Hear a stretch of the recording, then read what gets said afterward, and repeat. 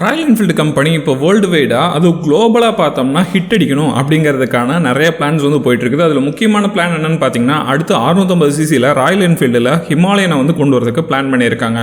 So இந்த plan எப்படி execute ஆகும் அப்படின்னு கேட்டிங்கன்னா, இப்போ 650cc மற்ற பைக்குகள் அப்படின்னு சொல்லி பார்த்தீங்கன்னா ராயல் என்ஃபீல்டை விட உங்களுக்கு ப்ரைஸ் அதிகமாக இருக்குது இந்தியன் மார்க்கெட் பொறுத்த வரைக்கும்.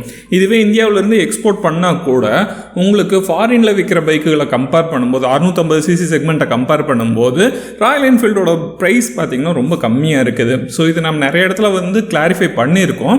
எந்த அளவுக்கு டிஃப்ரென்ஸ் வருது அப்படின்னு கேட்டிங்கன்னா, அதிகபட்சமாக 2 3 லட்ச ரூபாய் வரைக்குமே டிஃப்ரென்ஸ் வருது. ஸோ இந்த ஒரு டிஃப்ரென்ஸ் பார்த்தீங்கன்னா இப்போது ஃபாரினில் பொறுத்த வரைக்கும் உங்களுக்கு அந்தளவுக்கு பைக்கை யூஸ் பண்ணுறது கம்மி. ஆனால் நிறைய பேர் பார்த்தீங்கன்னா கார்களை தான் அதிகமாக யூஸ் பண்ணுவாங்க. பைக் வச்சுருக்கிறது நிறைய பேர் வந்து ஒரு ரிச்சான பர்சன் தான் பைக் வச்சுருப்பாங்க அப்படிங்கிற தாட்டில் வந்து நிறைய பேர் வந்து இருப்பாங்க. பட் இந்தியன் கண்ட்ரி அப்படியே ஆப்போசிட்டில், நம்ம நாட்டில் பார்த்தீங்கன்னா பைக் வச்சுருக்கிறது தான் உங்களுக்கு பேசிக்கான ஒரு நெசசரியாக இருக்குது. கார் வச்சுருக்கிறது கொஞ்சம் லக்ஸூரியான திங்காக நிறைய பேரெல்லாம் பார்க்கப்படுது.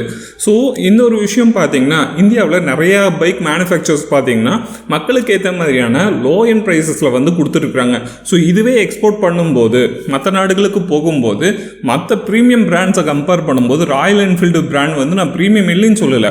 பட் அந்த ப்ரைஸ் ரேஞ்சஸை கம்பேர் பண்ணும்போது ராயல் என்ஃபீல்டு பார்த்தீங்கன்னா லிட்டரலி பார்த்தீங்கன்னா 2 3 லட்ச ரூபாய் வரைக்கும் ப்ரைஸ் வந்து கம்மியாக இருக்குது அப்படிங்கிறது மிக முக்கியமான விஷயம்.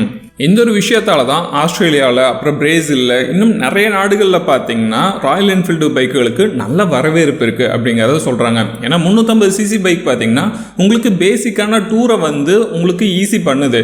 அது மட்டும் இல்லாமல் லாங் டிரைவுக்கு நல்ல கம்ஃபர்டபுளான ஒரு ஜேர்னியை அஃபோர்ட் பண்ணுறதுல ராயல் என்ஃபீல்டு உண்மையாலுமே சூப்பராக இருக்குது அப்படிங்கிறது மிக முக்கியமான விஷயம்.